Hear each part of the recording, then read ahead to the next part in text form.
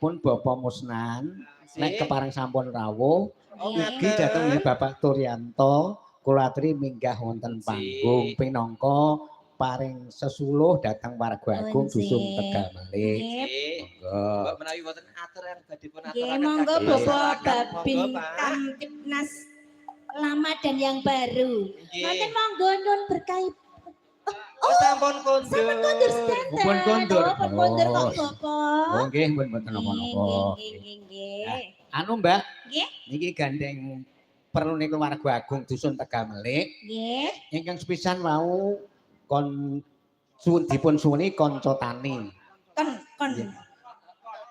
Apa Pak Bagi apa? Kanca tani jalaran iki merti bumi. Merti bumi niku anu Mbak. Muga-muga keluarga agung desa Tegal Malih anggone tetanenan iso pinaringan tulus. Amin. Bakune kuwi Mbak. Nggih. Kabeh wae aku nyuwun ngaturi pirsa dhateng keluarga agung ing dusun Tegal Malih. Mbok menawi wonten ngadani merti bumi lan sedekah desa ampun ngantos dikurangi urunane. Estune upamane jatah iki 180 ya diparingi 180. Upamane 200 ya diparingi. Kepara dipunjuli malah Kepara alhamdulillah. Ora malah 75 ya, Pak. Oke, jalaran iki merti bumi kok. Dadi merti ngawri sing dilungguhi disuwuni berkah pengestune. Dadi kaki danyang-danyang, kaki among-nyamong, kaki sing penyai srempet kang ana sak jabaning wangon sak njuruting wangon. Padha diperteti lan kawruhi disuwuni barokah supaya kuwi arangi panjang umur murah rejeki. Nggih, amin. Sak bibare menika kula aturaken dhateng panyuwunan sinten mawon diparingi lan dicaosi. Wonten pengumuman sautawis nggih, monggo. Pemilik mobil Ayla biru dengan plat nomor AA127BE mohon dipindahkan karena mobil di belakang mau lewat. Sepindah malih Ayla biru plat nomoripun AA1127BE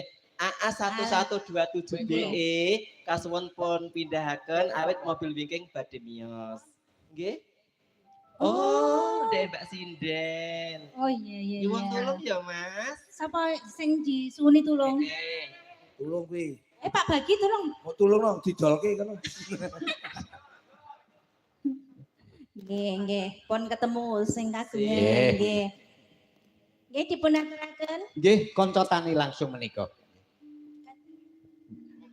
Langsung buka celuk dados ngoten mawon. Mboten usah nganggo bawani, sakle wektune ya wis lumayan. Siap. Nggih. Monggo perbelaras idolaku. Pak Jumari, kesayanganku. Oke. Jan suami istri chemistry ngene iki lho ya. Ya Pak Bagi ya to. Ora apa-apa. Kulane dijenengi Banci. Apa Mas Banci? Apa? Banci iki bandulane cilik. Lancang lho. Cilik lho jare kowe trimo ora nek dikandake cilik. Lah malah ora duwe kok. Oh, malah reneng kok, Pak. Tak tinggal ngomah hewer-hewer kucing ngono. Nggih monggo rencang-rencang Purbolaras. Kanca tani. Nggih. Oh, saking rebab yo nyus malah. Ngaturaken wilujeng dalu pemudayan kula ngangkin nase Mbah Plontrang. Lelenggan dhewe sekeca ya Allah pangling. Lera dandan aku ya pangling kok. Iki jenengan sebagai apa ki bengi iki? Oh, peniti to. Orang dagel berarti. Mbok niki dalu niku. Oh, kalah dadu. Dalu niku dadi takmir masjid. Pun menep berarti nggih. Dadi takmir masjid iki. Oke. Bagian ngileke banyu.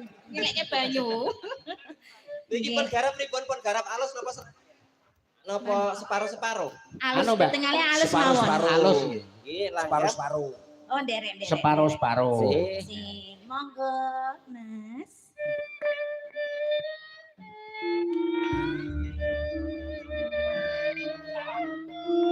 Ketalang ketemu langsung.